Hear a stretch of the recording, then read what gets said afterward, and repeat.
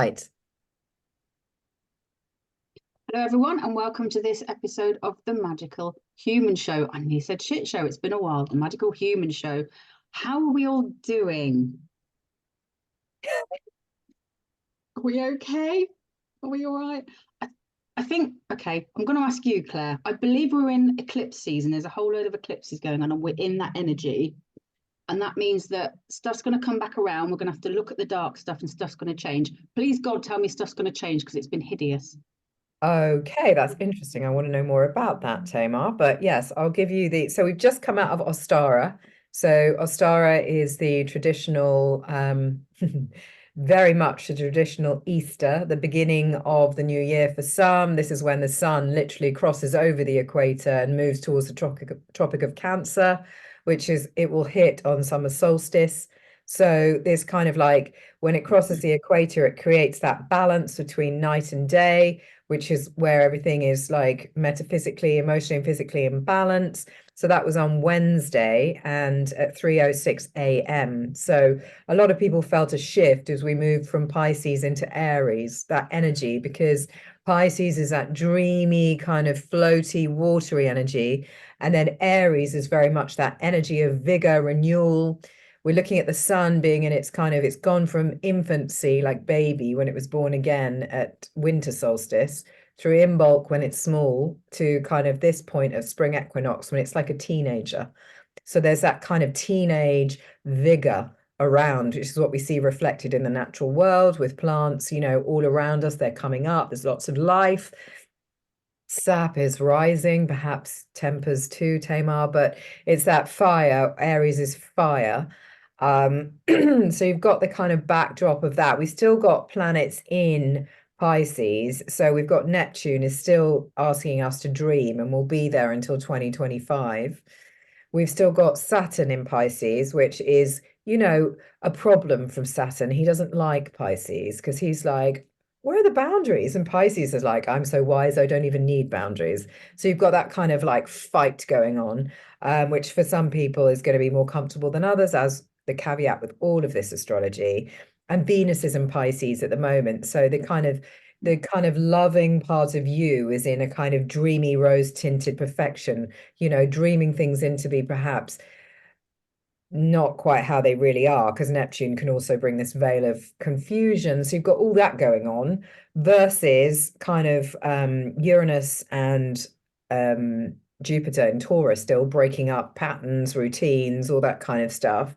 So that kind of destruction element. And then you've got Pluto and Mars. I don't know if Mars still is in Aquarius, but it was, which is very much kind of, death and rebirth to kind of, thinking. And then if you're struggling at the moment and it's in, say, your sixth house of habits and kind of work and stuff like that, then that's going to be like kicking butt in that area of your life. And that might be why it feels so kind of difficult to get through. So it's really important that we know our charts and where the houses are, because each house has a different kind of meaning, and then you can kind of see where that influence is affecting you personally.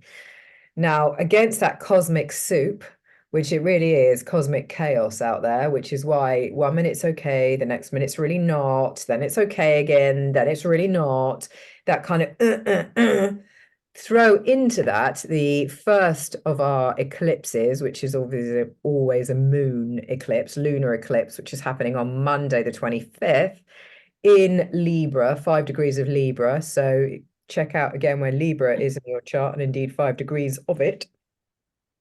That is the call to truth in relationship. So Libra is about you in relationship. So it's like, what is going on? How are you showing up? Moons are like especially lunar eclipse is literally dragging up that kind of dark stuff that you like to keep buried, because it's like, come on, bring it to the surface. So that's what I feel you're referring to. And it's like old patterns, old dances, old stories. Further clarity, opportunities to let go and release, new beginnings, renewal energy.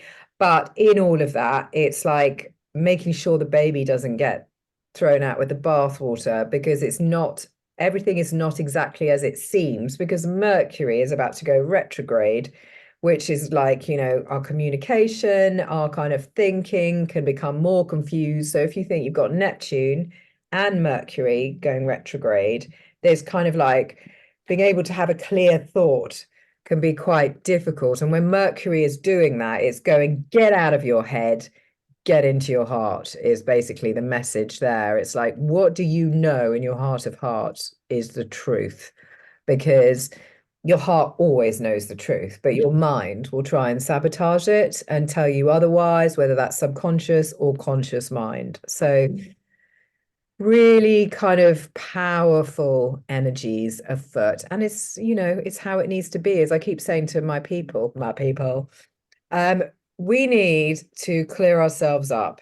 We, I don't mean just us as individuals, I mean our family lines, humanity, all needs a bloody great big clear up. This divorce of self from self, spirituality, emotions into logic, mind control. No, no, no, no. Got to go back in, clearing these things up and understanding that the power of who we are is in how we feel about our lives, and we are creating our own lives. Interesting. So, June, anything to add? June, yeah, June, have you got anything to add before I want to interrogate Tamar as to what's been going on? Well, you see, I've been getting more and more into my birth chart. I've never really paid that much attention to the houses ever. And I've had my birth chart done for like decades. And I keep adding things in. And I've found all these asteroids. I It's think I mentioned them last time. weird. Well, I was listening to David Farrell earlier on today, who is the quantum plant guy who involves astrology with plants and talks a lot to Pam Gregory about the power of plants and dandelions and tobacco he was talking about today, which is interesting. Where's he from, out of interest? Because tobacco is He's obviously, British, but he lives in Mexico. yeah, I was about to say tobacco is not one of our native plants. No, but Sir Walter Raleigh brought it back, did Yes. he not? Yes, you can get tobacco plants. He's not necessarily recommending smoking it, but he does. Traditionally, the native people in North and South America did, and it's part of their rituals. 100%. I think I've got some in my greenhouse. I certainly grew one last year. So you can grow them over here. But as you say, Beautiful flowers, right? I think it's so important that people use the magic of the land they're in and their cultural heritage. So you can use tobacco because you're a Native American Indian heritage, but Well, I'm not entirely. I'm a first generation English Canadian. So, but I did absorb, from the place I grew up for 17 years. I was there. Interestingly, Isis came up today. Not Isis, Iris, pardon me. the It's eye, iris. already in my chart somewhere else. But I looked up Iris and she's on my ascendant. Now, she is really important right now because of the truth. The truth must be told. People must atone for their lies and face their dark side and actually, and that's all of us. I mean, I know there's people we want to point our fingers at and say, you lied, but the only thing we can work on really is ourselves. So we need to actually do some looking at that. And yeah, she's right on my ascendant in my first house. That's really important. So you'll lead the way with truth. Yeah, yeah, and I've got Neptune in Libra right next to Mercury in Scorpio, like really close in my eighth house, which I've forgotten what that's about now, but never mind. Sex, death, and other people's money. You Oh, should there you do go. my course, June. I've just done my you can get my beginner's astrology course. It explains it all in there. Mm, So Tamar, yes, that would be a good thing to do. So it's interesting with the truth thing because I can't, not that I can't lie. I find it very hard to lie.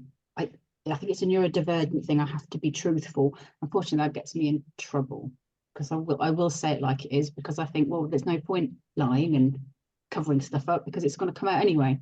So my issues have been around, oh God, work. I've been having a really bad time at work. It's never been great the 3 years I've been there. We've always been understaffed. We've always been doing multiple people's jobs, and it's getting worse and worse and worse. We went through a restructure and we were waiting for all the jobs to be advertised. And now they've ended everyone's fixed term contracts. I was on full time for a year. They put me back to part time with 2 weeks notice, and they're not advertising the jobs. And it's like, we're breaking, you're actually breaking us. We're so very stressed. You can see around my mouth, I'm stressed. And it's just been hideous. And I'm trying to look at the bigger picture. So I applied for another job and I was like, well, I'm going to have to do that part-time and this part-time because of the way I've structured my life. And, you know, as time's gone on and it's not even closed yet, so I hope to God I get an interview. But as a result of things getting very uncomfortable at work, and I already knew I needed to leave, this is not news to me, but as the last 3 weeks have been particularly bad, and each week you go, it can't get any worse. And then the next week something else will happen, you go, oh my God, it's worse. So on the back of that, I've now spoken to my support network and figured out how I can restructure my life so I can go and do this other job, should I be lucky enough to be offered, and just leave this other one behind, because I just cannot stay there anymore. And it's something about being made to be uncomfortable to make you make the move. But I'm kind of saying to the universe, I already know I've got to move. Enough now. It doesn't need to be any more uncomfortable. And so there's something around these shifts. And I'm not a very patient person. I'm patiently trying to patiently wait for things to shift, which I'm finding very difficult. And I'm aware of this and I'm working on it. Yes, that's hard because you're right. The universe, especially Uranus, doesn't take any prisoners when it comes to the truth. And when it wants you to change, it's sudden, unexpected change. And, you know, I have direct experience of work situations getting to the point where they are so ridiculous and untenable that, and shockingly so as well, because I didn't move when I had my instinct, because my fear of lack of money meant that I felt that I couldn't afford to leave situations because I had responsibilities. And this is what happens. We get held back by our own fears. So the universe is going, you need to change this. You know you're not happy. You know this doesn't work for you, but you kind of hang on in there from a fear base, fear of lack. And then it gets to the point where it's just like, okay, well, right, we're going to just take it away from you anyway, because this is not the direction you need to be facing in, and you're in the wrong direction. And until this goes, this door can't open because you haven't got any space for this door to open because you were so crammed in this room of hell. So it's kind of like, you know, there's a very much the energy of letting go, which is really hard. You're a single parent when you kind of, you know, you've got responsibilities and it's all on your shoulders. Surrender always sounds like, oh, well, it's all right for so and so. They can surrender because they, you know, they've got it all going on. But it's like almost in the face of the worst situation you can find yourself in, it's still finding a place to give surrender in that. So I hear you. I mean, I've had, since we last spoke, I've had further car dramas, which, you know, and financial dramas, which have kind of like, you know, just literally like, as you say, can you stop now? Can you Enough. please just leave me alone? There's going to be nothing left of me. I totally and utterly get that. And you just think, man, you know, what the absolute, you know, hell is going on? I felt like a dirty chicken scrabbling around in like dirty bits of corn, you know, like a really kind of mangled old, kind of gnarled old hen that's kind of, you know, literally Riddled scratching with in the life. dirt just to survive. And I'm just like, I don't want to live like this, you know, I'm nearly 50. What the hell? And it's funny because and not funny at the same time. And I've gone through this whole process with the cars, and you know, got a tiny budget, so how do I find a car? And then realizing I don't want to drive a heap.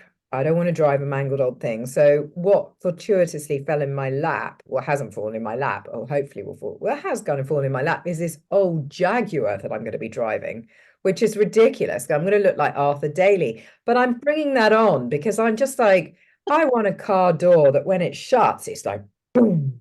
And this is kind of like, it reminds me of my dad, who always rode Jags. And it's kind of like, you know, I've been hawking jewelry, like to try and get money. And it's just so ridiculous and so just uncomfortable, really deeply uncomfortable. But then saying to the universe, actually, I want something a bit nicer. And then having this old Jag, it is old, but it's in really good condition. And it's going to be, you know, a cut above the rest of the cars at the bottom. And I'm talking 2.5 grand, 3 grand's kind of budget. I'm talking low end. And I have high expectations and high needs from the car. So let's see what happens there. But, you know, I checked with my psychic and it is all going to fall into place. But I hear you, Tamar. I've given a very long-winded answer, but it's kind of like I just had to surrender into the slipstream, but at the same time recognize what I didn't want anymore and what I wasn't going to put up with. And I wasn't going to put up with a shit car, despite my husband finding me. I mean, he even found me a beige Golf with the number plate evil. And I was like an old Golf Plus as well. It wasn't even a, you know, a fancy Golf. And I was just like, I'm a healer. I can't drive around in a beige Golf Plus with a number plate evil that had so much plastic in it that it just, you know, it had nothing extra. I mean, the Jaguar doesn't have anything extra either, but it does have a very powerful blower. And you start to notice things like that when you've got nothing else to look at. But anyway, you get my point. It was just like the universe, you know, just saying to the universe, enough already. And by the way, I want something, you know, a bit more classy because I accept that I am classy. I'm not a gnarled old chicken. You're not a gnarled old chicken. I'm sorry for laughing at your Oh, troubles, no. but it's your imagery that's Chicken, making me chicken. laugh so much. I've got such a vivid imagination, and it's just like, oh my God, yeah, the pictures you paint are brilliant. I But yeah, want I you to mean, laugh. but right now, who was it? I was listening to as well, Rory Duff talking to Heather Ensworth, and in the comments in the message below the YouTube clip there, it was about this equinox being about hope. And I am, despite all the evidence around me, filled with hope and positivity, and I'm being squeezed unmercifully financially. It's just like, you Yeah, thought you were broke before? I know. Try this. Yeah. And you're nearly 50. Oh, here we go. The planets are going, yeah, we hear you. And we still make you suffer a little bit more, I think. But yeah, I mean, I'm nearly 70 and I'm just, like going, can I afford that? And this is like small things, not even big things. I don't have a car, Can don't I want a afford to car, go to not a buying purchases like that. But it's small things. I I go, know, June. Can I afford to go to the cafe? Oh no, I can't afford to get a takeout. Absolutely. A car's a necessity though, where I live. It's not a luxury. sure, sure, no. But I don't have big expenses like that. That's what I'm saying. Thank God. And I've cut down on a lot of things, which I can tell you about later because I'm not going to do it publicly. This isn't about all of that. But I just think the ley lines, not only are we being subjected to all these solar flares and the planets and all that up there, and all the stuff on the planet going on, there's stuff in the earth that's affecting us. And Rory Duff is saying, and you must watch some of his stuff, because he's another guy who started a bunch of groups again, and I'm going, I can't join another bloody thing. But it's called the sacred something. But they go around checking on sacred sites and ley Oh lines and yeah, stuff like that. He's a know about it. geophysicist, and a life coach and things. Yeah, okay. He goes around sacred sites checking the geopathic stress levels and He clearing, doesn't he's he? finding sacred sites and getting groups together to meditate in groups.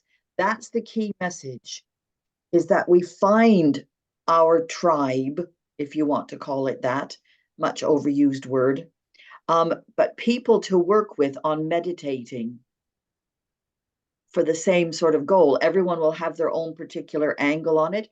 We don't have to all be the same. We can't always sit down with people who think everything the same as us. They're going to be divergent issues that we go, oh, well, I don't quite agree with you with that. Again, I was listening to a dentist and I was going, no. But yes, to the other thing. So, but he's saying the ley lines are getting wider.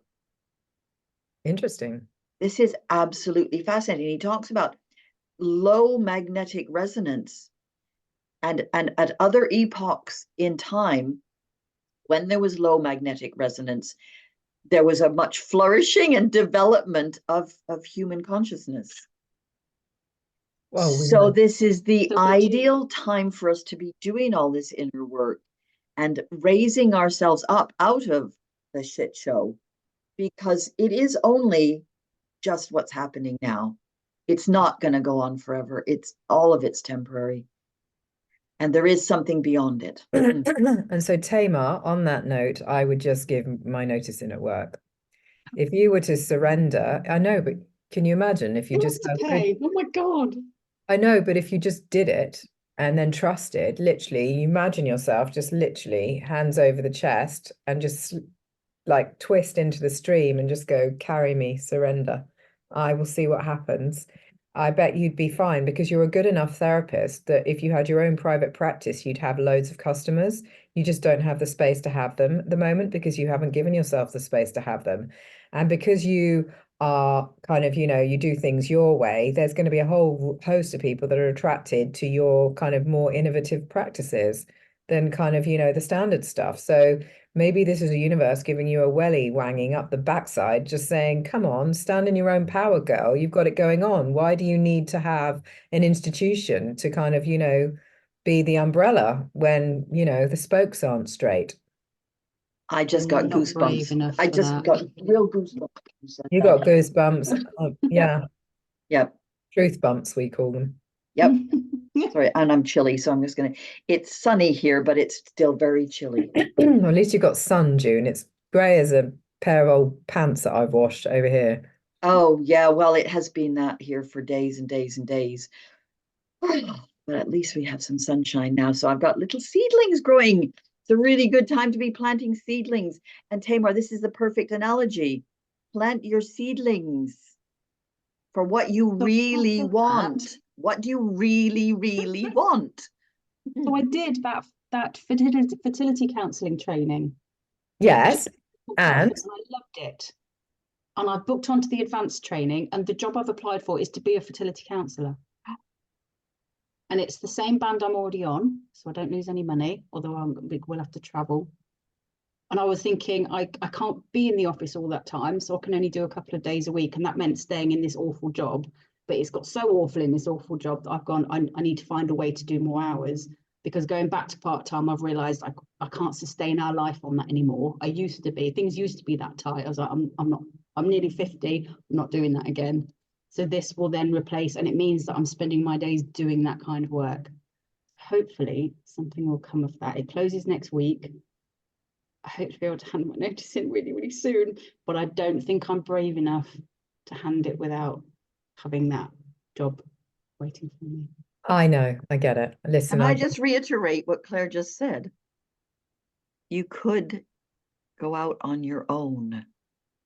See, I've had a practice for 5 years and I've never had more than a day's work from it. That's the past. Where there's a little slogan I saw somewhere, don't look back, that's not the direction you're going. But I kind of feel like if I was supposed to do that, because when I was last made redundant, which is when I should have been brave enough to do it, but I wasn't, I used that money to buy a little camper van. It's like one of these classic Volkswagen things that cost a fortune. And I'm trying to sell it. And I keep going, why hasn't it sold? And it's got, because if it had sold, I'd have walked out this job and told them to shove it, and I'd have wasted that money on, surviving, when actually I think that needs to go to something more important that I don't know what it is yet. That's, yeah. No, I should have done it the first time. I know I should have done it the first No. time. Could, not should, could. Never, doesn't work. No, No, no. I know, and I ban the word Not should. having that. We're not letting her get away with that, are we? It. No. we can't let you get away with that because, yeah, and also if I just think that giving yourself that sense of, because when we want to bring things in, right, we have to be vibrating at the right frequency to receive. Now, that's been a big lesson for me recently, is my receiving abilities are quite poor. My giving abilities are fantastic, but me receiving real issue. So because I don't receive with ease, because I think if I receive things, then I'm going to owe people things, and then they're going to have some form of control over me that they're going to use to manipulate and yank my strings in a further time. And I think I'd really rather not be beholden to anyone. I want to be so independent. I've almost made myself into an island, and then I can't get off the island because I don't even want to call a boat to get off the island, just in case I owe the people and they're going to stab me and eat me when I get on the boat. So That's a trauma response. there we go. I have a lot of trauma. Yeah. Imagery, it's perfect. Absolutely. So I have to work on, I have been working on receiving, because I've had to ask people for lifts as well. I've had no car. I've had to kind of, really swap everything around instead of being the one that's, just gets myself places. I've been like, can you give me a lift? And do you know what? So much abundance has come into my life, and suddenly the universe has got the message that I can receive as well. So if in your situation with the job, the pleasure you will get from handing in your notice will set your frequency so high that you will attract the new job, because the message you'll be giving the universe is, I'm totally available and ready for this, and this is what I want. Whereas kind of maintaining a position which is lowering your energy because it's so uncomfortable is kind of like lowering your confidence and making you smaller. So the universe has got the kind of message that, you're desperate, and desperate doesn't Really get, am. well, it's like relationships. Desperate doesn't happen, does it? But as soon as you relax into one relationship, suddenly they're all lined up like buses. And it's kind of like the same with everything, every analogy. Anyway, I think that I know what I would do. You know what I would do. You won't do it. Let's see what happens. Maybe you will do it. Maybe you'll take that step. But can I play you an oracle card? You can listen to this, you two, because we're recording these and now they're available for people, but it's called Let Go of Regret.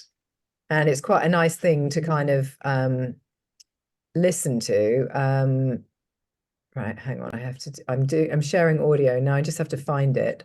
I'm While you're playing. doing that, Yeah, you guys.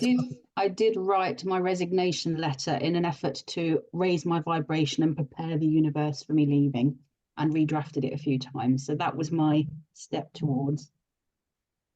Good witch is what I can say to that. Right. Take some breaths.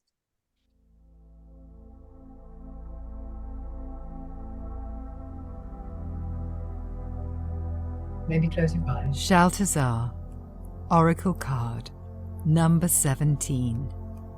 Let go of regrets. If you are holding on to any regrets, it might be time to let them go.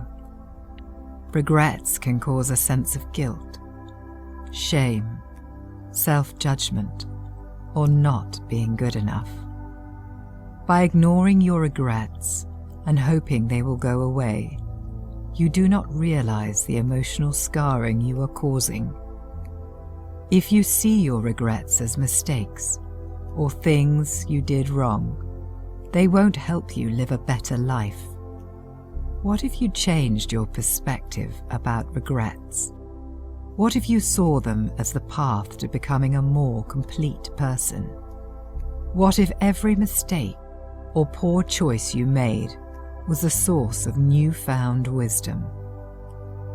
When you stop thinking of them as bad and appreciate them for the gift they truly are, you will come to appreciate all your life experiences, not just the ones you considered successes.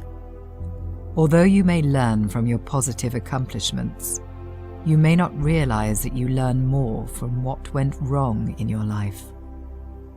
Hold your head high when things don't work out, and be proud you dared to attempt something new. Regrets will keep you small and not allow you to live your best life.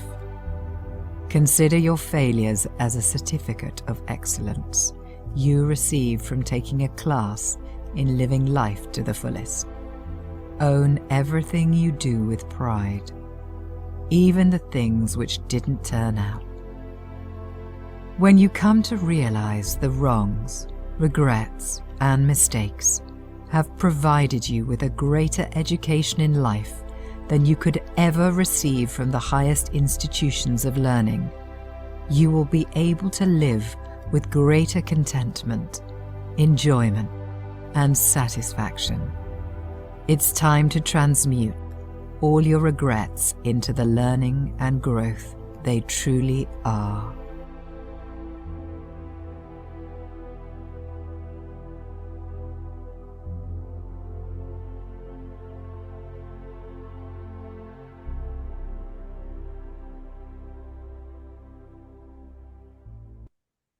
So that's really interesting that you talked about regrets, because I had this reflection yesterday, day before, reflecting on where I am now and whether I regret taking this job, because I was made redundant, needed a job, got this job. It wasn't the job I thought it was, didn't really know what it was, and it's been hideous, but it kind of propelled me salary-wise. I kind of jumped 2 bands from where I used to be.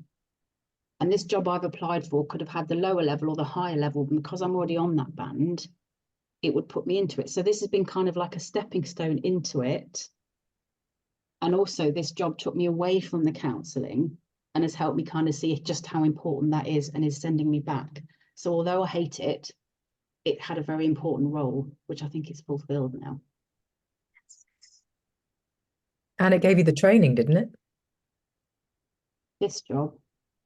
What training? The fertility training. No, I did that myself. That's nothing to do with it. Okay. Oh, okay. See, perfectly aligned. It's just perspective, isn't it? And it's trying to see that kind of stuff on the days where you're pulling your hair out and everyone on the team is in tears and breaking and going off sick. You think, right, what was the learning here? Because I think there's no such thing as mistakes. There's always a lesson to be learned. So if things feel like they're going wrong, it's because you're not in the right place, or there's something to learn so you can get back on the right path, is how I think anyway. Or they only feel like they're going wrong and they're actually going right. It's all about how we react to them, isn't it, really? Feels like it's been a side quest, but it's got me to where it kind of fast forwarded me to where I should be. Yep. Yeah, a leapfrog. Yep. Yep. June, I feel like I've taken up a lot of time. Is there stuff you wanted to bring this week? Well, I've said quite a bit already, but what that brought up for me was the whole thing that my couple of my latest mantras that I've got stuck on the kitchen cupboards is I choose to be happy, no matter what is going on, is the subtext of that. Doesn't matter what's going on, I still choose to be happy. And another one that's not stuck up there, but I will put it up, is I allow everything to flow through me. So that follows on from the food thing, because I've been tied up in knots for my whole life trying to eat the most pure, healthy stuff and give my kids. And you cannot do it. And trying to advise my patients and as how best you can't do it. It's impossible. So the only way to deal with that, and the stuff that's in the air and the water and everything, and the toxic thoughts that people are thinking, because we are becoming more telepathic. Everything we think is out there and it's rippling around, and other people are picking up on it. And more people are becoming more sensitive like this. So the little slogan is, I am allowing everything to flow through me. And with the food, I'm taking what's good out of whatever it is I eat and letting the rest go.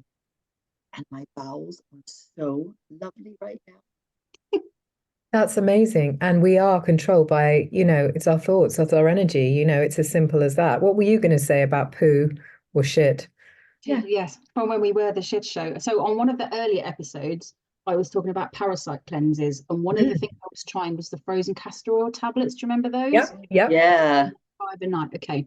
So things have been a bit slow of late. So I bought some more of those and did the freezing and had those. And so it was more pure, because the last time I used it, I said, I don't know if it works. So I was doing so many other things all at once. So it's the only thing I did this time, and things are back on track, shall we say. Nice. Yeah. And so I'm going to do it for my son, who's been a little off. Spring is a really good time to do a parasite cleanse. I've got my Artemisia annua back, and I am doing that as well. And I know that there's been some die-off because I've been a bit more tired. But again, we can be really tired because of the solar flares, because of the ley lines, and because of all the other stuff. It's just exhausting having to be a human right now. But we're Mm. here for a reason at this time. We chose to be here, and the other people who are here with us, however annoying they might be sometimes, getting rid of them is not the answer because they'll just come back in another form. So the thing is to learn how to coexist. And, I've been telling people how to do the Shakti Gawain golden ring separation thing, where you put someone you have trouble with in the other side of this figure eight, and you do this golden ring round yourself and them, and then you gradually separate them off into their own separate ring. And Is this a visualization or is this a drawing? yeah, art yeah, yeah, kind yeah. of- You can't really have a person standing there in front of you. I thought maybe you were It's on. drawing it or something, but It might not work. But Ground on face. Yeah. it's that thing of letting people go with love. And the other thing about this Libra eclipse is being kind, because everybody's going through their own eclipse experience. It's not just us because we're acknowledging it. They are going through it whether they acknowledge it or not. So people that we do gently put into gold rings and separate with love from, or respect, if you can't do love, just kindness, sending them on their way with kind of, gentleness. Gentleness. Yeah. Yeah, exactly right. So I haven't really done that with anybody because I don't want to lose the opportunity to learn what they're in my life for. So the question for me is, why are they here? Why do I need this lesson in my life? And what do they need from me? And and like you, Clara, giver all my life, but you don't allow people to give to you if you're constantly giving out. So I'm learning finally in my later years to allow things to come towards me. But maybe, So yeah, carry on. Sorry, I was going to no, ask. so is just like a dot, dot, dot. So Oh, I was just thinking if all three of us are saying that we struggle to receive, Tamer, I'm just grouping you in with that. And we're all similar but different, then I would imagine that there is perhaps a whole cultural shift to receiving, because people have been told to deny so many parts of themselves by the patriarchy for so long, and to receive is selfish and taking and all wrong. So maybe there's a receiving kind of issue all the way across our culture, and that's why there is so much lack, and that lack has created that power vacuum, which means people have been seeking to externally validate their power lines and distorting, kind of like the matrix, as it were. So it's kind of like, if people could practice receiving with grace. I just keep saying I receive with ease, grace, and gratitude. I receive with ease, grace, and gratitude. Then it's kind of to the harm of none and the good of all. Then, yeah, do you agree with me? Would you think this is, if we think about it, it's probably a cultural thing of kind of not knowing how to do that with grace? we've kind of been brought to bit, sorry, June, and we're an individualist society. We're not a community-driven society, especially in the West. And I think a lot of that, from what I can tell, was pushed sort of 80s Thatcher time. It's all about being individual and breaking down the unions, because as a group we can be very, very powerful, and those in power don't want us to be powerful. So this individualism has been pushed, and then that's what stops you integrating with your community and asking and giving help, because that was the kind of the dynamic that they wanted. So us moving back towards community, which I think is part of the consciousness shift that's going on, is going to bring the power back to the people, and away from those elites that are currently running everything. June, I think you were going to join in. Yeah, I agree. I was just writing down what you've just said, Claire. I receive with ease, grace, and gratitude. Is that what you said? Yeah. Yeah, beautiful. Another one is the Ho'oponopono Hawaiian blessing thing. And you can say it to yourself. I'm sorry, forgive me. Thank you, I love you. I love you. You're supposed to say it hundreds of times. I don't like that one very much. No, some people don't like it. I think Why we've don't you discussed like this it? before. We have mentioned this It before. starts with "I'm sorry, please forgive me," and I'm just like, if you feel that everything is meant and everything else like that, it's like, well, everything was meant to be the way it was, and I'm not starting from a negative. Yeah. I don't mean I'm not being humble, Yeah. but I just feel like, I've done enough of humble and enough of I'm sorry. I mean, one of my catchphrases in between my sentences, and I know a lot of people like this, is sorry. Oh, sorry, did I disturb? Oh, sorry, this. Oh, sorry, that. And I'm a bit over saying sorry for everything because it's kind of like not my responsibility. And that's, again, it's giving away power. I'm sorry. It's like you knock in, I'm sorry. It's like all of that. And I don't think, we should become all Eastern European and just shove everyone out the way. But it's kind of, nothing like a Well, we have to have culture. cues. We're British. We must I have know, and I cues. think there's None of this definitely nonsense about shoving away in. I think politeness is there's something paramount. around the intention of it. So with the quote that June just gave, I think that I'm sorry, I forgive you is about we did the best we could with the information we had at the time. And sometimes we can do harm to our younger selves because we didn't know any better. So I think it's the intention of, it's like inner child work, isn't it? It's I'm sorry to the little me that maybe didn't do as I should, but that's all I knew at the time. And it's kind of an internal But agreement, maybe. I Go on. hear you, but then listen to what we just listened to about regrets. Yeah. And it's like that made you stronger, like you did the best thing you could at the time. It's about not looking back with such a critical eye. And the Well, words that are, I'm sorry, please forgive me. And it's like, what are you going to to say? oneself. I'm sorry for judging myself Yeah. so harshly. That's what I'm sorry about. To me, and what was it? Somebody said something about our younger selves. Do not be so hard on our younger selves. Why would we do that? We wouldn't do it to somebody else. Why would we do it to ourselves? And I So think that's the key thing for me, is to use that towards myself, to just say, look, just let yourself off the hook. And it is a lot about the throat chakra right now as well. People speaking their truth, creativity. The iris thing is about creativity as well. And they discovered that extra chamber in the Egyptian pyramid. Did I mention that last time? No, but I remember fighting with my grandfather, maybe it must be about 25 years ago, 27 years ago, saying there's a chamber underneath the Great Pyramid and there's one under the Sphinx as well. And him going, what a load of old rubbish. And I said, I know there is. So I'm glad to hear they finally found Well, it. there It's are been other ones around. underneath, but there's ones above. The king's chamber is the heart chakra, and the one above it that they've just rediscovered, because obviously the people who built it knew it was there, right? Modern people didn't. And it's the throat chakra. With you put Da Vinci's person there, it's all, it lines up. Robert Edward Grant is the guy who first mentioned this, and then the Egyptologists from actual Egypt who have been in there, and they've discovered this thing in real terms. And so there's got to be more, right? Because that's not where it ends. There's Well, I was going got to to be say, are there more further down for the rest of the chakras? there are then? other ones below, and there's yeah, he said that too. And there's the crown, and well, yeah. And so many people are ill at the moment because they're shifting things through. Yes, None is a clearing. clearing of Clearing. buried emotions and coming out and people's truth and all that kind of stuff. And all these buried ancient civilizations that are coming to light all over the world. Showing And us that we're not as advanced as we think. that they knew stuff 12,000 years ago. More than We we didn't did. start just 6,000 years ago, 12,000, probably longer, and they knew advanced things. Oh, they're amazing. The serpent. Exactly. Exactly. Kundalini and all that power. Yeah.